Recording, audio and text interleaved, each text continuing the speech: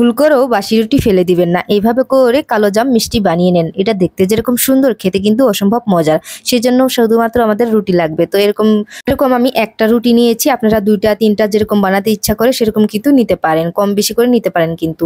তো আমি একটা রুটি এইভাবে করে কিচি দিয়ে এইভাবে করে ছোট ছোট করে কেটে দিচ্ছি, যাতে করে এটা খুব সুন্দরভাবে ভাজা হয়ে যায়। তো এখন হচ্ছে চুলার আঁচটা মিডিয়ামে রেখে ভেজে নিতে হবে। তো আমি এইভাবে করে ভেজে নিব 3 থেকে 4 মিনিটের মতো। তো এটা যখন সুন্দর একটা কালার আসবে, মানে গোল্ডেন কালার যখন আসবে, এই পর্যায়ে কিন্তু এগুলাকে নামিয়ে নিতে হবে। তো খুব সুন্দর একটা কালার আসছে, একদম মচমচে হয়ে গেছে। এবার হচ্ছে আমি নামিয়ে নেব। নামিয়ে নেওয়া হয়ে গেলে এখন হচ্ছে ব্লেন্ডারে দিয়ে দিব। তো চাইলে কিন্তু পাটায় এটা বেটেও কিন্তু করতে পারেন, যাদের বাসায় ব্লেন্ডারের ব্যবস্থা নাই। ব্লেন্ডার করা হয়ে গেছে। এবার এখানে দিয়ে দিব 1/4 কাপ সুজি, একটা মাত্র ডিম দিয়ে দিচ্ছি, আর দিয়ে দিব এখানে 1 চামচ চিনি, দিয়ে দিচ্ছি এখানে আধা চামচের মতো বেকিং পাউডার, আর দিয়ে দিব একটু ফুড কালার সুন্দর দেখানোর জন্য। তো চিনিটা কিন্তু আমি গুঁড়ো করে দিয়েছি। তো এখন হচ্ছে হাত দিয়ে ভালোভাবে করে মেখে নিতে হবে। তো এইভাবে করে মেখে নিব। নেওয়া হয়ে গেলে আরও একটা এখানে ডিম দিতে হবে। তো মোট আমি এখানে 2টা ডিম দিয়েছি, ডিমটা কম হলে কিন্তু হবে না। তো 2টা ডিম দেওয়া হয়ে গেলে ভালোভাবে করে এটাকে মথে নিতে হবে। তো প্রথম থেকে একটু নরম নরম মনে হতে পারে, তারপরে কিন্তু এটা খুব সুন্দরভাবে সেট হয়ে যাবে।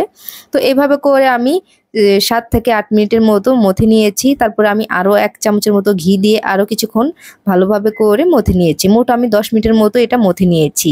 এবার হচ্ছে মিষ্টিগুলা পছন্দ মতো বানিয়ে নিতে হবে। যে যেরকম পছন্দ করেন লম্বা করে নিতে পারেন, গোল করে নিতে পারেন, যার যেরকম পছন্দ।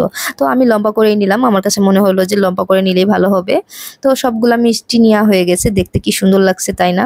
তো এবার হচ্ছে ফ্রাই প্যানে আমি তেল দিয়েছি। এই পর্যায়ে কিন্তু চুলার আঁচটা একেবারে মিডিয়ামে রেখেছি, হাই হিটে রাখা যাবে না, তা না হলে কিন্তু মিষ্টিগুলা পুড়ে যেতে পারে। তো এখন হচ্ছে এগুলাকে হালকা করে একটু নেড়ে চেড়ে দেব। তো চুলার আঁচটা মিডিয়ামে রেখে কিন্তু ভেজে নিতে হবে। হাই হিটে রাখতে গেলে কিন্তু উপরে হবে ভিতরে হবে না, কাঁচা থাকতে পারে।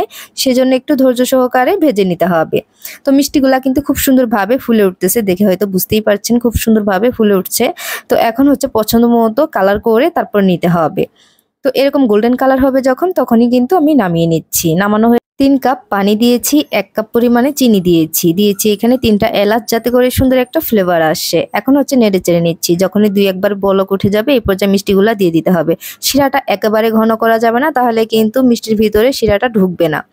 তো এখন হচ্ছে হাই হিটে 5 মিনিট আমি জাল করে নেব।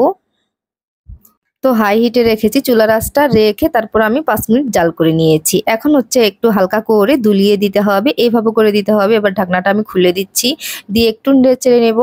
তো নেওয়া হয়ে গেলে ঢাকনা দিয়ে ঢেকে এটাকে আমি রেখে দিব। তো আরও 5 মিনিট আমি জাল করে নিয়েছি। এর ভিতরে কিন্তু শিরাটা ঢুকে গিয়েছে। সবাই অনেক ভালো থাকবেন, সুস্থ থাকবেন। আজকের মতো এখানেই বিদায় নিচ্ছি।